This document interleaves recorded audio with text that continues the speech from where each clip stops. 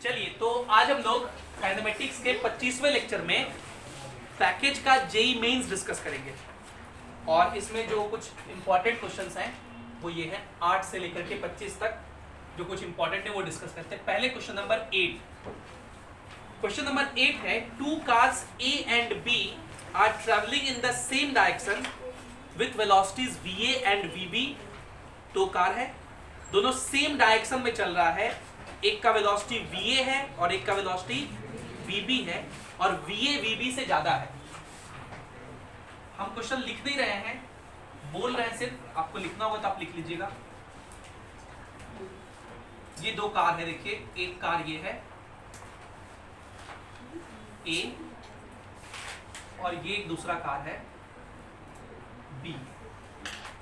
ये इधर चल रहा है VA से और ये इधर चल रहा है VB से और ये दिया हुआ है कि VA जो है VB से ज्यादा है। क्वेश्चन आगे लिखता है when the car A is at a distance S behind the car B। जब ये कितनी दूरी पे था, S दूरी पर था, तब क्या हुआ, the driver of car A, जो कार A का ड्राइवर है, applies brake producing a uniform retardation A। मतलब इस पर ब्रेक लग गया जिसकी वजह से रिटार्डेशन कितना हो गया A, तो एक्सेलरेशन कितना लिखेंगे -A। And there will be no collision when, collision नहीं हो, कोलिजन नहीं हो। कोलिजन कब नहीं होगा, जब ये पहले रुक जाए, इससे इसको इसके पहुंचने से पहले रुक जाए, मतलब ये इस तक ना पहुंच जाए, ठीक है। अगर ये आगे निकल गया, ये पीछे रह गया, तो फिर कोलिजन हो जाएगा। तो फॉर नो कोलिजन आपसे पूछा है, फॉर नो कोलिजन कौन सा कंडीशन सेटिस्फाई होना चाहिए। तो पहला कंडीशन बोला है S का वैल्यू VA माइनस VB के स्क्वायर से बाई 2A से छोटा होना चाहिए। S का वैल्यू VA माइनस VB का स्क्वायर बाई 2A होना चाहिए। तीसरा ग्रेटर देन होना चाहिए VA माइनस VB का होल स्क्वायर बाई 2A से। और चौथा कि S का value less than equal to VA minus VB square by 2A होना चाहिए।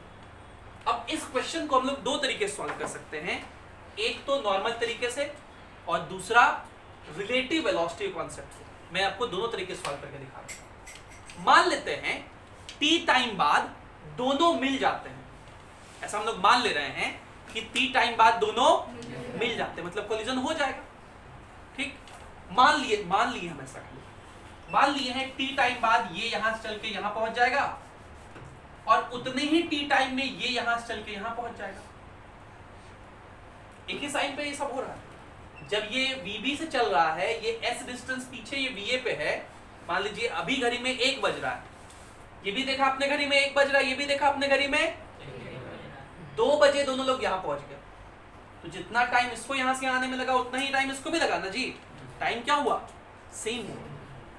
तो T सेम है। देखिए इसके लिए ये जो डिस्टेंस ये ट्रेवल किया कितना लिखेंगे, ये तो कांस्टेंट स्पीड चल रहा है, तो डिस्टेंस इज इक्वल्स टू क्या होगा, speed into time. Distance is equals to तो VA into T, sorry VB into T, ये हो गया। लेकिन इसके लिए तो एक्सेलरेशन है, तो ये जो डिस्टेंस ट्रेवल किया उस डिस्टेंस में क्या लिखेंगे, SA जो किया वो क्या लिखेंगे, UT plus half AT square.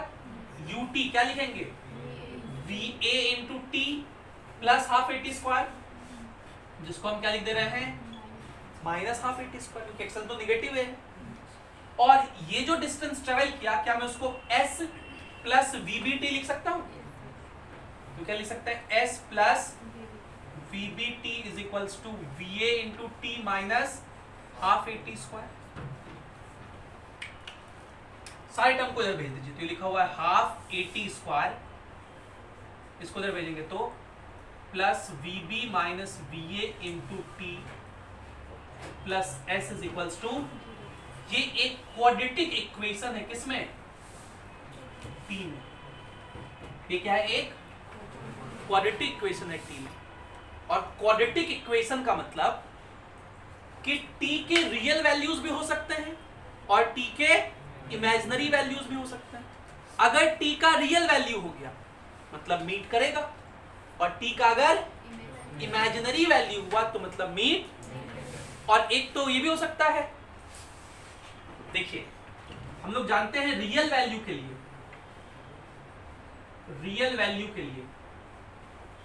d क्या होना चाहिए, ग्रेटर देन 0 होना चाहिए, और इमेजिनरी वैल्यू के लिए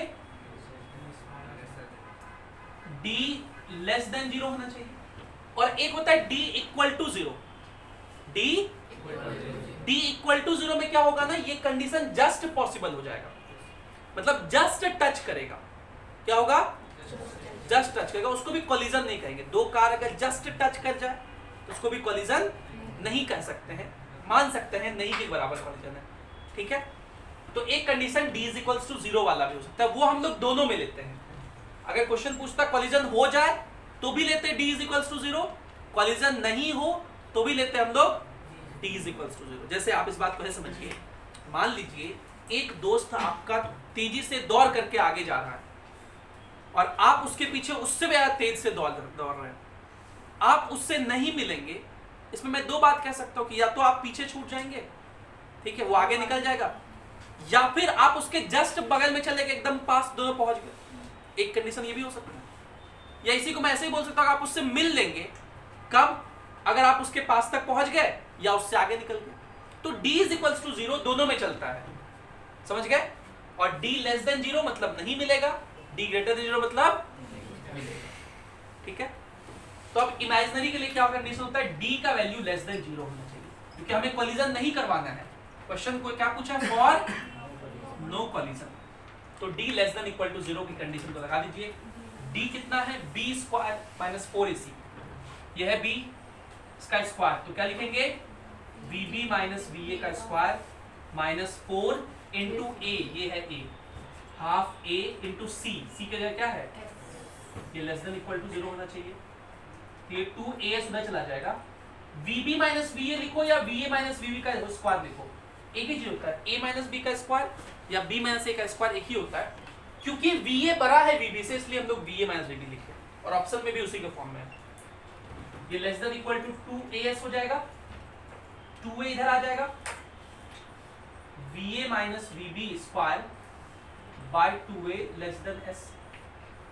इसको क्या पढ़ेंगे, s क्या है, बड़ा है कि छोटा है, बड़ा है। s ग्रेटर देन, इधर से देखिए, s ग्रेटर देन है इस वैल्यू से, तो कौन सा ऑप्शन सही हो जाएगा, s ग्रेटर देन, देखिए ये वाला। और इक्वलिटी भी क्यों ली, क्योंकि बोले ना d इक्वल टू 0 वाला भी दोनों में चलता है, तो सी ऑप्शन सही होगा। क्या बात समझ में आया। लेकिन अगर इसी क्वेश्चन को कोई रिलेटिव वेलोसिटी से बनाना चाहे तो उससे भी बना सकता है। किससे बना सकता है, रिलेटिव वेलोसिटी से। देखिए मैं बना के दिखा रहा हूं, हम लोग इक्वेशन लिख रहे हैं, सेकंड मेथड, ठीक है।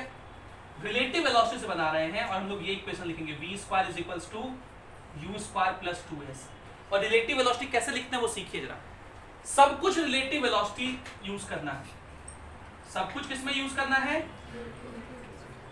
रिलेटिव वेलोसिटी का मतलब मान लिया जाए कि ये ए जो ड्राइवर है वही ऑब्जर्वर है, वही क्या है, तो वो जब देखेगा तो क्या कहेगा, बी से मेरी दूरी कितनी है अभी, एस, और जब ये उसके पास पहुंच जाएगा तो क्या कहेगा, दूरी कितनी हो गई, 0। तो कितना डिस्टेंस ट्रेवल किया, एस का वैल्यू कितना लिखेंगे, S A B, displacement of A with respect to B, तो वो क्या होगा, displacement of A minus displacement of B. Relative velocity लिख रहे हैं सब, तो आप देखिए डिस्प्लेसमेंट ऑफ ए कितना है, यहां से यहां तक, तो ये कितना है, S plus V B T, बोलो, माइनस डिस्प्लेसमेंट ऑफ बी कितना है, वी बी टी, माइनस करेंगे तो कितना हो जाएगा, S. Final velocity of A with respect to B, final velocity of A with respect to B, इसको हम लोग 0 ले रहे हैं। क्या ले रहे हैं, 0। फाइनली दोनों का वेलोसिटी हम लोग क्या मान ले रहे हैं, सेम हो जाएगा, सेम हो जाएगा तो मीट कर लेगा। फाइनली दोनों का वेलोसिटी तो मीट कर लेगा, और वेलोसिटी सेम हो गया तो डिफरेंस कितना होगा, इनिशियल वेलोसिटी ए का विथ रिस्पेक्ट टू बी, तो यूए माइनस यूबी लिखेंगे, V A minus V B. Acceleration A का विथ रिस्पेक्ट टू बी, तो acceleration of A with respect to B क्या लिखेंगे? ए का एक्सलेशन माइनस, तो ए का एक्सलेशन कितना है माइनस ए, और बी का एक्सलेशन कितना है 0।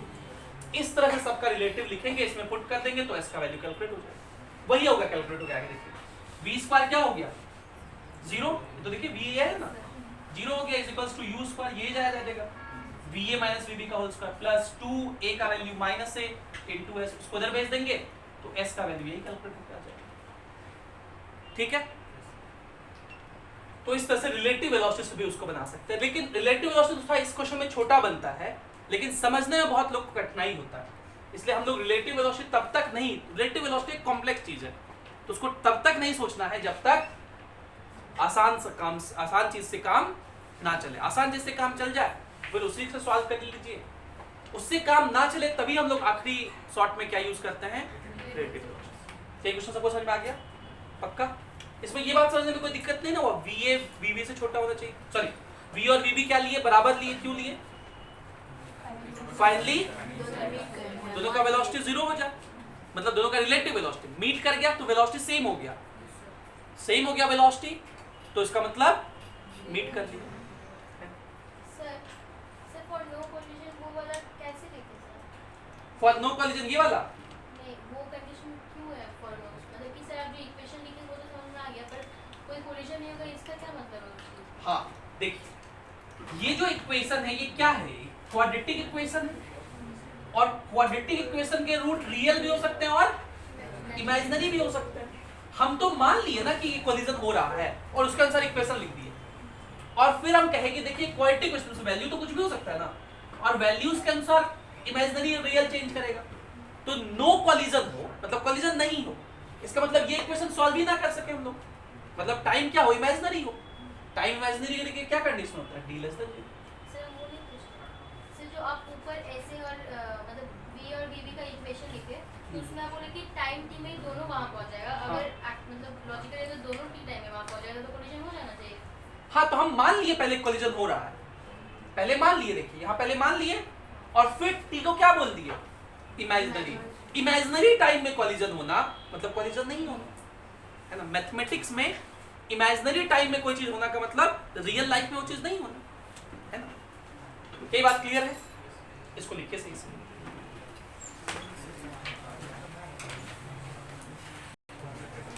देखिए अगला सवाल क्वेश्चन नंबर 9 है,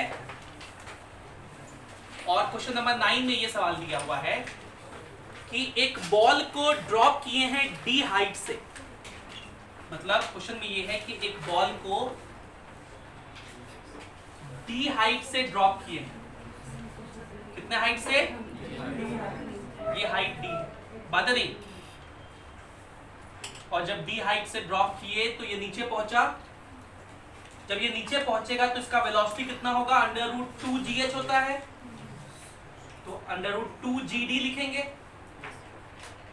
अब दो केस हो सकता है, इतने ही वेलोसिटी से रिबाउंस करे या इससे कम वेलोसिटी से रिबाउंस करे। अगर हम लोग कोलिजन में पढ़ते हैं इलास्टिक कोलिजन हुआ तो इतने ही वेलोसिटी से रिबाउंस होगा और वो यही पहुंचेगा, लेकिन अगर कोलिजन इन इलास्टिक हुआ तो वेलोसिटी घट जाता है और वो कम दूर जाएगा फिर नीचे गिरेगा। तो क्वेश्चन में ये कह रहा है कि फिर जब वो रिबाउंस हुआ तो वो d/2 ही हाइट तक गया, कितने हाइट तक गया d/2, आधा ही हाइट तक गया। तो बताइए इस बात के लिए वेलोसिटी और हाइट फ्रॉम ग्राउंड, ग्राफ आपसे पूछा गया है, graph between velocity and height from ground कौन सा सही है? Velocity and height from ground कौन सा ग्राफ सही है? और जो ग्राफ बने हुए हैं वो मैं आपको दिखा देता हूं। वेलोसिटी में एक ग्राफ ऐसा बना हुआ है,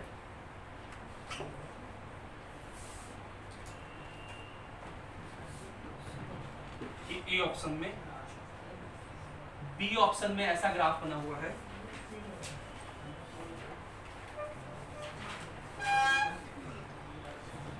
सी ऑप्शन में ऐसा बना हुआ है,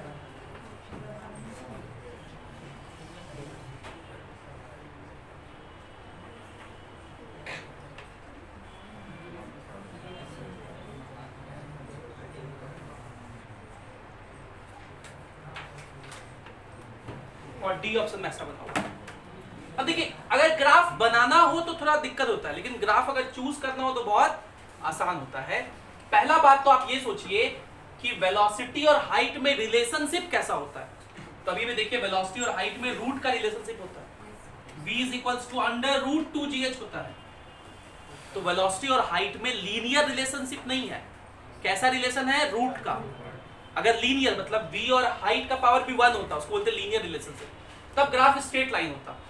ग्राफ में अगर कहीं एक टर्म रूट में हो या स्क्वायर में हो तो ग्राफ टेढ़ा मेढ़ा होता है, पैराबोलिक होता है। मतलब पहली बात तो इसमें से कौन सा नहीं हो सकता है? सी ऑप्शन नहीं हो सकता है। क्यों नहीं हो सकता? क्योंकि वेलोसिटी और हाइट में लीनियर रिलेशन नहीं होता है। ये बात आप समझ पा रहे हैं? नहीं समझ पा रहे तो आप एक बार फिर से समझिए कि वेलोसिटी v² क्या होता है? u² + 2ah height. तो नीचे वेलोसिटी का 0 ले ले तो v = कितना है? 2ah है ना। मतलब वेलोसिटी √h पे डिपेंड कर रहा है। तो y एक्सिस पे ये है, x पे ये है, y प्रोपोर्शनल टू √x। इसका ग्राफ स्ट्रेट लाइन नहीं होता है। y प्रोपोर्शनल टू x का ग्राफ स्ट्रेट लाइन होता है। तो c नहीं हो सकता है। अब या तो a होगा या तो b होगा या तो d होगा। कोई दिक्कत? अब देखिए जब हम लोग यहां पर हैं तब वेलोसिटी क्या है और हाइट फ्रॉम ग्राउंड कितना है? d। मतलब इनिशियली वेलोसिटी 0 होना चाहिए और हाइट फ्रॉम ग्राउंड d होना चाहिए। ठीक, इनिशियली वेलोसिटी 0 और हाइट फ्रॉम ग्राउंड d। ये किसमें है? इसमें देखिए इनिशियली यहां शुरू हो रहा है, यहां पे इनिशियली वेलोसिटी कितना है? 0 है। ये तो y एक्सिस पे है, कुछ ना कुछ तो होगा। बोलो तो क्या ये ग्राफ सही है? Yes sir. ये तो y एक्सिस पे पॉइंट है ना जी। इस पॉइंट का कोऑर्डिनेट क्या लिखोगे? 0, समथिंग v। तो ये इनिशियल कंडीशन को कहां डिनोट कर रहा है? एरो तो यहीं शुरू हो रहा था। एरो का इसलिए महत्व है, ये इनिशियल कंडीशन। तो ये ग्राफ गलत है। यहां भी देखिए गलत हो गया। यहां देखिए यहां शुरू हो रहा है, देखिए एरो से यहां शुरू हो रहा है। यहां पे हाइट क्या है? d और वेलोसिटी 0 है। तो ये बात बिल्कुल सही है। आगे चलिए। जैसे जैसे नीचे आ रहे हैं, जैसे जैसे हाइट फ्रॉम ग्राउंड क्या हो रहा है? कम। और इसमें ना हम एक जगह ये लगता है गलती कर दी है। अच्छा इसमें इनिशियल यहां का है, यहां भी तो ले सकते हैं ना। यहां से भी एरो शुरू हो रहा है, यहां से भी तो शुरू हो रहा है, यहां का भी तो ले सकते हैं ना। तो यहां का लेंगे इनिशियल, हम लोग इसको भी इनिशियल ट्रीट कर सकते हैं और इसको भी। अगर इसको ट्रीट करें, क्योंकि इसमें कहानी कहां से इनिशियल शुरू हो रहा है, अगर इसको ट्रीट करें तो यहाँ पे हाइट क्या है? d और वेलोसिटी, मतलब ये भी अभी खल्लास नहीं हुआ, अभी इसका भी पॉसिबिलिटी है और इसका भी है। ठीक है, दोनों में से कोई हो सकता है। अब चलिए कौन सा होगा? जैसे जैसे नीचे आ रहे हैं हाइट क्या हो रहा है? घट रहा है और वेलोसिटी बढ़ रहा है। मतलब हाइट बढ़ता हुआ वेलोसिटी घटता हुआ। उल्टा बोल दिए, वेलोसिटी बढ़ता हुआ हाइट। इस ग्राफ को देखिए, ये इसको इनिशियल माने थे हम लोग। यहां से चल रहे हैं तो हाइट क्या हो रहा है? हाइट देखिए यहां जब पहुंच गए तो हाइट ये दिखा रहा है, हाइट इस एक्सिस पे है। तो हाइट घट रहा है और वेलोसिटी देखो, वेलोसिटी इसमें बढ़ रहा है ना। पहले वेलोसिटी 0 था, कुछ वेलोसिटी हो गया। ये ग्राफ थी, ये ग्राफ भी बिल्कुल सही। ये ग्राफ फोर्थ क्वाड्रेंट में बनाया गया है। किसमें बनाया गया है? फोर्थ क्वाड्रेंट में। इसका क्या मतलब कि वेलोसिटी को नीचे जा रहा था, वेलोसिटी उसको क्या लिखे थे हम लोग? निगेटिव। लेकिन जब टकरा के ऊपर जाएगा तब वेलोसिटी क्या हो जाएगा? पॉजिटिव हो जाएगा। जैसे जैसे ऊपर जाएंगे वेलोसिटी घटेगा और हाइट बढ़ेगा। तो देखिए यहाँ वेलोसिटी ऊपर आ गया ग्राफ, वेलोसिटी घट रहा है और हाइट बढ़ रहा है। देखिए यहाँ पे हाइट 0 है। हाइट मतलब इस एक्सिस को देखिए आप, इस पॉइंट का कोऑर्डिनेट क्या लिखेंगे? 0, v। हाइट 0 है, वेलोसिटी v है। जैसे से इधर जा रहे हैं वेलोसिटी घट रहा है। देखिए यहाँ वेलोसिटी 0 हो गया, हाइट कुछ है d/2 है। बहुत लोग को ग्राफ रीड करना नहीं आता है बचपन से, कोऑर्डिनेट देख देख के सही से ग्राफ रीड करना है। ये वाला गलत है क्योंकि नीचे ही दिखा दिया है, किधर दिखाना चाहिए था? ठीक है, अब इतना समझे बिना अगर समझना होता ग्राफ, ये तो हम बहुत सोच समझ के बनाया, इतना समझे बिना अगर बनाना होता तो स्ट्रेट लाइन तो पॉसिबल है नहीं, खत्म। एक बार नीचे आ रहा है, एक बार और वेलोसिटी ग्राफ बना रहा है, तो नीचे वाला एक नेगेटिव में ग्राफ बनना चाहिए था, एक मतलब दोनों ग्राफ एक नीचे एक ऊपर होना चाहिए था। इसमें दोनों ऊपर है, ये नहीं हो सकता, इसमें दोनों ये नहीं हो सकता, तो एक ऊपर एक नीचे, यही वाला सही, समझे? तो मेन तरीका के साथ साथ ये सब बातों का भी ध्यान रखना है। एग्जाम में आप क्वेश्चन को बकायदा सॉल्व कर रहे हैं या कुछ एक बात का ध्यान में रख के टिक मार दे रहे हैं, दोनों महत्वपूर्ण है, ठीक। इसको लिखिए, क्योंकि मुझे सब बात बताना होता है, इसलिए मैं पूरा एक्सप्लेन करके बताता हूँ। क्वेश्चन सॉल्व करने के लिए तो कई बार ऐसे ही सॉल्व हो जाता है। चलिए इसका जल्दी से अगला सवाल करेंगे। नहीं कुछ 13 नंबर देखिए, एक क्रिकेट बॉल है, उसको हिट किए हैं 25 मीटर पर सेकंड से at an angle 60 degree horizontal के साथ। तो 13 नंबर में u कितना दिया हुआ है 25 मीटर पर सेकंड, थीटा कितना दिया हुआ है, how far above the ground ball passes over a fielder 50 metre from the bat. मतलब यहां से एक पार्टिकल को फेंके u वेलोसिटी से थीटा एंगल, ये ऐसे जाएगा। एक हम लोग पढ़ते हैं इक्वेशन ऑफ ट्रेजेक्ट्री, टाइम में क्या पढ़ते हैं, इक्वेशन ऑफ ट्रेजेक्ट्री। ये क्या होता है भाई, इक्वेशन ऑफ ट्रेजेक्ट्री का मतलब पाथ का इक्वेशन। किसका इक्वेशन, पाथ। किसी इंस्टेंट पे पार्टिकल यहां है, इसका x कोऑर्डिनेट x है, y कोऑर्डिनेट मतलब ये वाला लेंथ y है और ये वाला लेंथ अगर x है, तो इस x और y को जो रिलेट करता है उसी को हम लोग क्या बोलते हैं, इक्वेशन ऑफ ट्रेजेक्ट्री। तो मैं रिलेट करके दिखाता हूं। x क्या है, x भी डिस्टेंस है, y भी क्या है, लेकिन ध्यान रखना है x हॉरिजॉन्टल डिस्टेंस है और y वर्टिकल डिस्टेंस। तो ये जो u है इसके दो कंपोनेंट होंगे, u cos थीटा इधर की तरफ और u sin थीटा ऊपर की तरफ। हम लोग पहले इक्वेशन लिखते हैं, s is equals to v into T horizontal में, क्योंकि हॉरिजॉन्टल में तो एक्सेलरेशन 0 होता है, तो हॉरिजॉन्टल में s इज इक्वल्स टू क्या लिखेंगे, vt। हॉरिजॉन्टल डिस्प्लेसमेंट हम लोग क्या कहेंगे, x बोलो, और हॉरिजॉन्टल में velocity u cos theta into T. तो x का टाइम के साथ वेरिएशन ये होता है, ध्यान में रखेंगे। y का अगर लिखना हो तो s is equals to ut plus half at square ऊपर की तरफ डिस्प्लेसमेंट को y कहते हैं, इनिशियल वेलोसिटी ऊपर की तरफ u sin theta into t minus half gt square. Acceleration ऊपर की तरफ कितना लिखते हैं, तो ये y में रिलेशन होता है। कभी अगर आपसे पोजीशन वेक्टर पूछ दे, क्या पूछ दे, पोजीशन वेक्टर होता है इस ओरिजिन से इस पॉइंट को मिलाने वाला वेक्टर, r वेक्टर, उसको बोलते हैं पोजीशन वेक्टर। अगर कहीं पोजीशन वेक्टर पूछ दे तो वो होता है x i cap plus y j cap. Position vector क्या होता है, x i cap plus x कितना है u cos theta into t i cap plus y j cap, y कितना है u sin theta into t minus half gt square j। कभी कभी question में पोजीशन वेक्टर पूछेगा, कहीं मिल जाता है, रोटेशन में एक सवाल मिलता है एंगुलर मोमेंटम निकालने, तो वहां इसका पोजीशन वेक्टर का जरूरत पड़ जाता है, ठीक है। अगर कभी वेलोसिटी पूछेगा किसी पॉइंट पे क्या पूछ दे, वेलोसिटी। ये सब थ्योरी में मैंने पढ़ाया है, L15 में शायद ये रिकॉर्ड था, L15 या 14-15 में देख लीजिए। यहाँ पर वेलोसिटी दो कंपोनेंट होंगे, हॉरिजॉन्टल वेलोसिटी तो सब जगह कितना होता है u cos theta, vertical velocity change होगा, तो हॉरिजॉन्टल वेलोसिटी vx बोलते हैं उसको, वो कितना रहेगा हमेशा u cos theta i cap, और वर्टिकल वेलोसिटी vy निकालना है तो v is equals to u plus at होता है, और vy निकालने के लिए ऊपर की तरफ इक्वेशन लिखेंगे, तो इनिशियल वेलोसिटी ऊपर की तरफ कितना है u sin theta minus dt, क्योंकि एक्सेलरेशन ऊपर की तरफ। तो किसी भी इंस्टेंट पे वेलोसिटी क्या होता है, vx i cap plus vy। ये सब पूछा नहीं है, खाली बता रहे हैं ऐसे ही।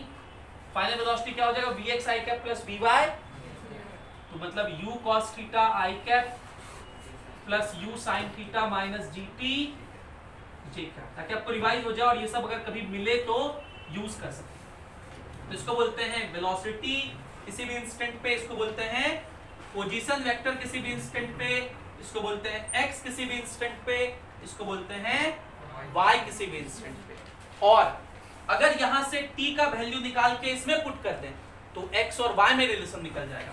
देखिए निकाल के दिखा रहे हैं, y इज इक्वल्स टू लिखेंगे u sin theta into t का वैल्यू क्या लिख दोगे, x by u cos theta, x by u cos theta minus half into g into T square, T square फिर से बताइए क्या लिखेंगे, X square by U square cos square theta, लिखेंगे ना जी।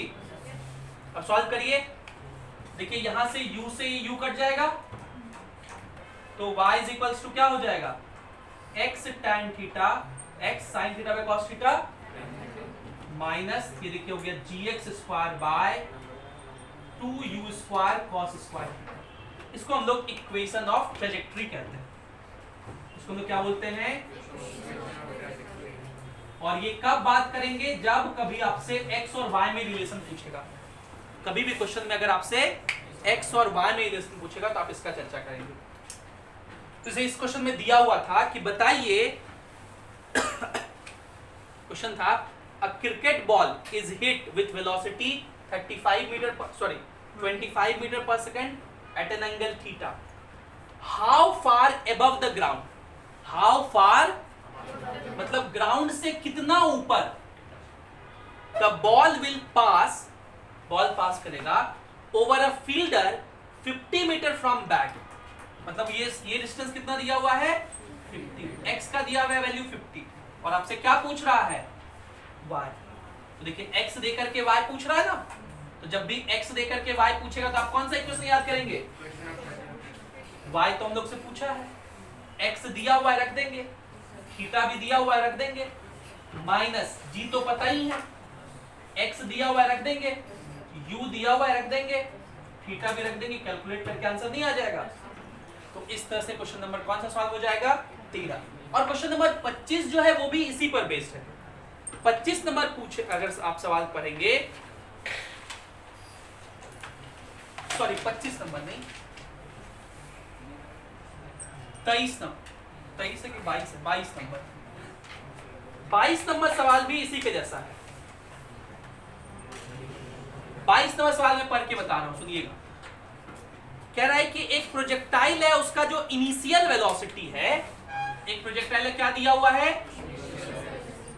इनिशियल वेलोसिटी दिया हुआ है i cap plus 2j cap. उत्तरी ये क्या लिखा हुआ है, i कैप का मतलब हॉरिजॉन्टल वाला वेलोसिटी और कितना है मतलब 1 i कैप, मतलब हॉरिजॉन्टल वाला वेलोसिटी को हम लोग क्या लिखते थे, उसका वैल्यू कितना दिया हुआ है, u cos थीटा का वैल्यू दिया हुआ है 1 और 2j कैप मतलब vertical velocity u sin theta, उसका वैल्यू कितना दिया हुआ है।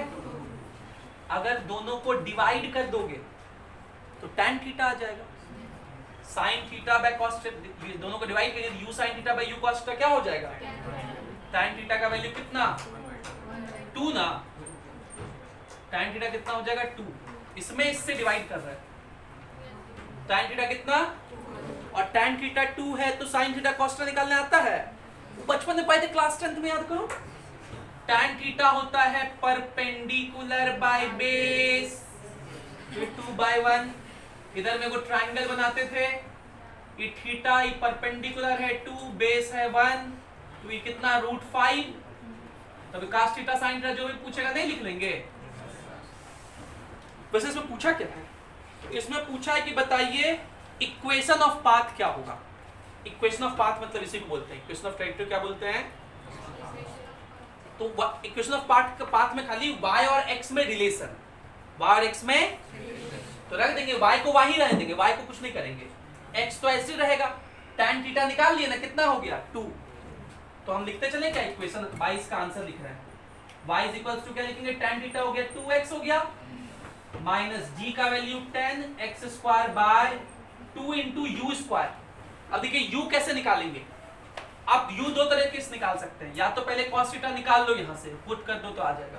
cos थीटा कितना हो जाएगा, base by hypotenuse. cos theta कितना हो जाएगा 1/√5, वो रख दीजिए यहाँ 1/√5, तो √5 यहाँ चल जाएगा। u का वैल्यू कितना हो जाएगा √5 मीटर पर सेकंड। एक तरीका तो ये था, या दूसरा तरीका है कि दोनों को स्क्वायर करके ऐड कर दीजिए।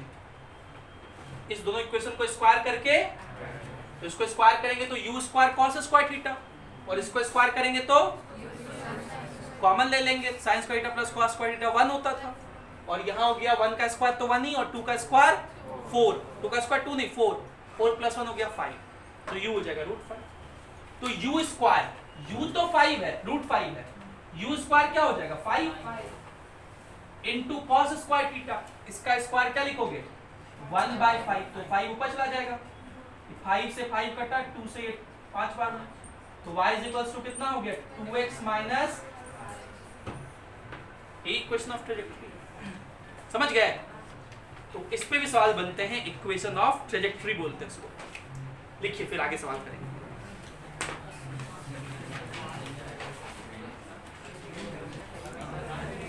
चलिए देखिए, अब लोग 25 नंबर कर लेते हैं। ये सब प्रोजेक्टाइल पे सवाल था। 25 नंबर क्या है, the velocity of projection of a particle बताइए। u बताना है अगर if it does not rise more than 3 metre, 3 metre से ज्यादा राइज नहीं कर रहा, मतलब वो 3 मीटर क्या दिया हुआ है h max 3 है, और h max का फॉर्मूला क्या होता है u square sin square theta by, इसका वैल्यू दिया हुआ है, और कह रहा है कि रेंज है 600 मीटर। रेंज कितना है, रेंज का फॉर्मूला भी हम लोग जानते हैं, क्या होता है u square sin 2 theta. sin 2 theta का मतलब 2 sin theta into by g। अब इसको सॉल्व करने के लिए हम लोग क्या करेंगे, पहले दोनों को डिवाइड कर देंगे। पहले क्या करेंगे, दोनों को डिवाइड कर दीजिए। इक्वेशन 1 डिवाइडेड बाय इक्वेशन 2 कर दीजिए, तो 3/600 कितना हो जाएगा 1/200। u स्क्वायर तो कटा, एक साइन से एक साइन भी कट जाएगा, बचेगा 1/2 से 2 4 cos थीटा। ठीक है, ये ना बचेगा, नहीं गलती होगी, इधर एक साइन भी बचेगा, तो साइन थीटा बाय cos मतलब tan थीटा बाय 4, और 4 इधर भेज दोगे तो tan थीटा कितना हो जाएगा 1/50। बोलो अब tan थीटा क्या होता है, परपेंडिकुलर बाय, इससे ट्राइंगल बनाएंगे, ये थीटा परपेंडिकुलर हो गया 1, बेस हो गया कितना 50, तो हाइपोटेन्यूज कितना होगा √50 का स्क्वायर 2500, और 1 का स्क्वायर मतलब 2501, मतलब अप्रोक्सीमेटली 85। बोलो, तो हम लोग बोलते हैं जब tan थीटा छोटा होता है ना, तो जितना tan थीटा का वैल्यू होता है उतना ही sin थीटा का वैल्यू होता है। तो sin थीटा कितना लिखोगे 1/50, और ये वैल्यू हम लोग इसमें वापस से रख देंगे। 3 = u स्क्वायर, ये तो निकालना है, इंटू sin स्क्वायर थीटा 1/2500, और ये 2g मतलब 20। सबको इधर भेज के u कैलकुलेट कर दोगे ना। इसका 24 नंबर सवाल, 24 नंबर है कि एक शॉट को फायर किए हैं गन से विथ मजल वेलोसिटी 98 मीटर पर सेकेंड। मतलब वेलोसिटी, मजल मतलब बंदूक वगैरह, इसका वेलोसिटी कितना है। देखो ध्यान रखना, जब भी ये सब पैरामीटर जो है ना 7 के मल्टीपल में हो, 7, 14, 28, 49, 98, सब 7 से कटता है, तब g का वैल्यू 9.8 लेना है। इतने से फायर किए हैं 45 डिग्री पर, कितने डिग्री पर, और इसका रेंज देखा गया कि 900 मीटर है, ऐसा ऑब्जर्व किया गया। तो भाई होना कितना चाहिए था रेंज, रेंज तो हम लोग को पता है फॉर्मूला, क्या फॉर्मूला होता है u स्क्वायर sin 2 थीटा, तो sin 90 तो 1 हो गया by g, u square by g होता है, और u स्क्वायर कितना होगा 98 इंटू 98 बाय g का वैल्यू कितना 9.8, तो इससे 10 बार में कटा, तो 980 मीटर रेंज होना चाहिए था, लेकिन है कितना मतलब घट गया। कितना घट गया? ये क्यों घटा? यही पूछा है, बोला है कि मान लीजिए एयर रेजिस्टेंस से ये घट गया है, तो कितना घटा?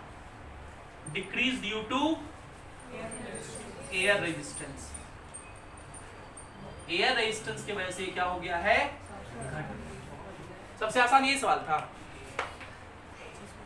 इसके बाद चलिए 19 नंबर तो खाली फॉर्मूला पूछा है, तो पहले वो कर लेते हैं। 19 नंबर सवाल रिवर स्विमर प्रॉब्लम का है। 19 नंबर कह रहा है एक मैन है जो कि स्विम कर सकता है v स्पीड पे, रिवर का विड्थ d है जो कि u से चल रहा है। The point opposite to him across the river is p, और उसके जस्ट अपोजिट का पॉइंट क्या है? p है। तो कह रहा है which of the following statement is false? कौन सा स्टेटमेंट गलत है? पहला पूछा है कि मिनिमम टाइम का फॉर्मूला d बाई वी होता है। बिल्कुल सही है, मिनिमम टाइम का फॉर्मूला d बाई वी ही होता है। बी पूछ रहा है he can reach point P in the time d by v. नहीं, मिनिमम टाइम में वो P पे नहीं पहुंचेगा, अपोजिट पॉइंट पे नहीं पहुंचेगा, कहीं और पे पहुंचेगा। d बाई वी तो मिनिमम टाइम है ना, उसमें वहां नहीं पहुंचता है। अपोजिट पॉइंट पे पहुंचने के लिए टाइम का फॉर्मूला क्या होता है? d by under root v square minus u square. तो सी ऑप्शन सही है। और डी है कि he can not reach P if u is greater than v. U क्या है? रिवर का स्पीड। अगर रिवर का स्पीड बहुत ज्यादा हो वी से, तो वो नहीं पहुंच सकता है। देखिए पहुंचने के लिए हम लोग क्या कंडीशन लिखे थे? Sine theta is equals to u by v to reach opposite point. क्या कंडीशन होता है? और हम लोग जानते हैं कि साइन थीटा का वैल्यू हमेशा 1 से छोटा होता है। साइन थीटा है u by v less than equal to 1, मतलब u less than equal to v। मतलब अपोजिट पॉइंट पे पहुंचने के लिए रिवर का स्पीड कम होना चाहिए, स्विमर का स्पीड। कॉमन सेंस का ही बात है। अगर रिवर का स्पीड कम होगा, स्विमर का ज्यादा होगा, तभी वो जस्ट अपोजिट पहुंच सकता है। अगर रिवर का ज्यादा हो गया तो उसको बहा के ले जाएगा ना जी, तो अपोजिट पॉइंट नहीं पहुंच पाएगा। तो डी बात भी सही लिखा हुआ है। डी लिखा हुआ है कि he can not reach P if u is greater than v. उल्टा लिखा है, तो ऑब्वियस बात है, यू अगर ग्रेटर देन वी हो गया तो पहुंच, मतलब डी भी सही है, सी भी सही है, ए भी सही है। गलत कौन सा है? बी। तो ये था 19 नंबर। इसको लेके फिर 3 सवाल जल्दी से करके खत्म कर देंगे। अब देखिए एक दो आखिरी सवाल जल्दी जल्दी कर लें। एक सवाल तो क्वेश्चन नंबर 21 जो है वो स्पेशल प्रोजेक्टाइल का है।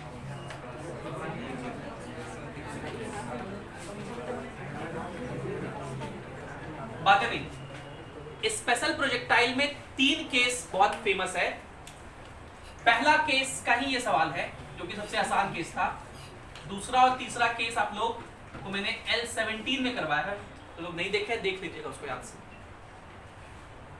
ये वाला केस सबके लिए महत्वपूर्ण है, वो वाला भी वैसे, बाकी 2 केस भी है, नीट में कभी कोई पूछा आ सकता है, जेई वालों के लिए तो महत्वपूर्ण है।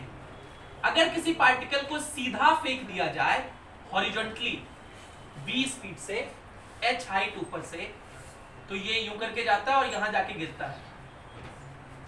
इसका जो टाइम ऑफ फ्लाइट होता है वो होता है अंडर रूट 2h बाई जी, और इसका ये जो रेंज होता है वो होता है v इंटू टी। रेंज क्या होता है? v into T. ये बात ध्यान में रखना। इसी के ऊपर क्वेश्चन नंबर 21 है कि एक एयरक्राफ्ट है जो कि हॉरिजॉन्टली फ्लाई कर रहा है 360 किलोमीटर पर आवर से। ये स्पीड कितना दिया हुआ है? 360 किलोमीटर पर आवर है। मीटर पर सेकंड में चेंज करने के लिए 5/18 से मल्टीप्लाई कर देंगे तो 100 मीटर पर सेकंड हो जाएगा। 20 बार में कटेगा, 20×5 100 होता है, 100 मीटर पर सेकंड हो जाएगा। और कह रहा है कि उसने एक बॉम्ब को ड्रॉप करना है जो कि एक टैंक जो कि 200 मीटर दूर है, मतलब रेंज का वैल्यू कितना दिया हुआ है, इस टैंक को हिट करे। तो बताइए ये हाइट कितना हो?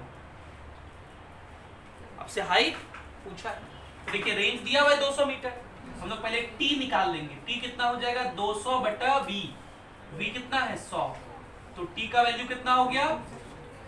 और टी का वैल्यू देखिए यहाँ पता है अंडर रूट 2h बाई जी होता है। रूट को जब लेंगे square 4 is equals to h by g. का वैल्यू कहा है कितना लेने? 9.8 लेना है, तो h कितना हो जाएगा 9.8 इंटू 4, तो 8 चौके 32, 9 चौक 36, 39.2 मीटर। h कितना हो जाएगा 30, कहीं कुछ गलती कर दी क्या, यहाँ पे ये 2h था, सॉरी, तो ये 2 से 2 बार में कट जाएगा, h कितना हो जाएगा 19.6, h का वैल्यू 19.6 मीटर, सी ऑप्शन सही है। अगला एक सवाल क्वेश्चन नंबर 18 था। 18 नंबर सवाल है, एक पार्टिकल स्टार्ट करता है ओरिजिन से और वो XY प्लेन में मूव करता है with constant acceleration alpha in y direction. जो एक्सेलरेशन है वो कितना है और किधर की तरफ है, इन y, मतलब ऊपर की तरफ, y डायरेक्शन। और कह रहा है कि उसका जो इक्वेशन है मोशन का वो है y is equals to beta x square. ये क्या दिया हुआ है, इक्वेशन ऑफ मोशन। आपसे पूछा है velocity component in x direction, आपसे क्या पूछा है vx। अब यह चीजों को समझिए थोड़ा, vx का क्या फॉर्मूला होगा, vx, v क्या है वेलोसिटी इन x डायरेक्शन, तो vx का फॉर्मूला होगा dx बाय dt। vx का क्या फॉर्मूला होगा, वेलोसिटी इन y, उसका फॉर्मूला होगा dy by dt। Velocity in y क्या होगा, एक्सेलरेशन इन y, वो क्या होगा dvy बाय dt। मतलब इसका फिर से डिफरेंशिएट करेंगे तो y में एक्सेलरेशन मिलेगा। देखिए ये दिया हुआ है और हम लोग को x में वेलोसिटी पूछा है, x में वेलोसिटी पूछा तो मुझे क्या चाहिए, dx बाय dt चाहिए। उसके लिए हम लोग इसको डिफरेंशिएट कर देंगे, differentiating with respect to time. तो y का डिफरेंशिएशन लिखेंगे dy बाय dt, क्या लिखेंगे, बीटा तो कांस्टेंट ऐसे रहा, x स्क्वायर का डिफरेंशिएशन 2x, लेकिन ऐसा तब होता है जब सिर्फ x के एस्पेक्ट में करते हैं, यहाँ किसके एस्पेक्ट में कर रहा है, तो इसलिए dx बाय dt भी लिखना पड़ेगा। बोलो ठीक है यहाँ तक। और यही dx बाय dt को हम लोग क्या कहते हैं, vx, जो कि हम लोग से पूछा गया है, जो कि हम लोग से, और ये dy बाय dt को क्या बोलते हैं, vy, ये हम लोग से पूछा नहीं गया है। ये हो गया beta into 2x into vx। क्या यहाँ तक ठीक है। लेकिन हम लोग को दिया हुआ है एक्सेलरेशन इन y, क्या दिया हुआ है, उसका यूज करने के लिए देखो एक्सेलरेशन इन y क्या होगा, d by dt of velocity in y। मतलब इसको एक बार फिर से डिफरेंशिएट करना पड़ेगा। करिए, वेलोसिटी इन y को क्या लिखेंगे, dvy बाई dt, बीटा तो कांस्टेंट, 2b कांस्टेंट।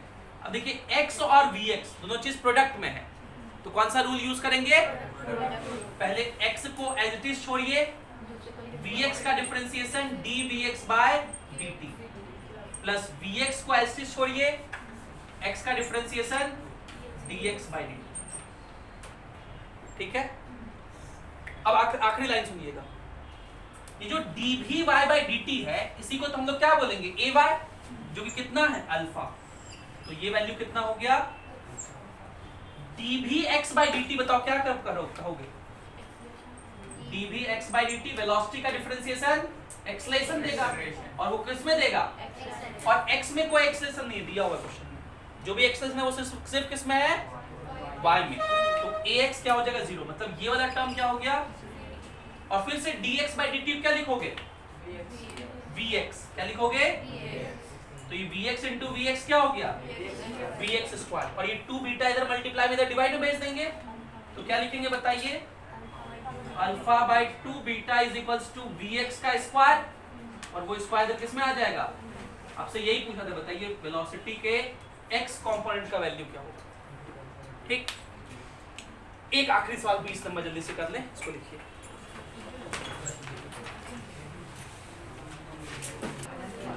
आखिरी सवाल जो 20 नंबर है वो तो ऐसे ही देख के अगर आप प्रोजेक्टाइल ध्यान में तो बन जाएगा। सवाल पूछा है कि एक प्रोजेक्टाइल को u वेलोसिटी से फायर किए हैं थीटा एंगल पे, u वेलोसिटी से फायर किए कितने एंगल पे, तो ये कुछ ऐसे जाएगा।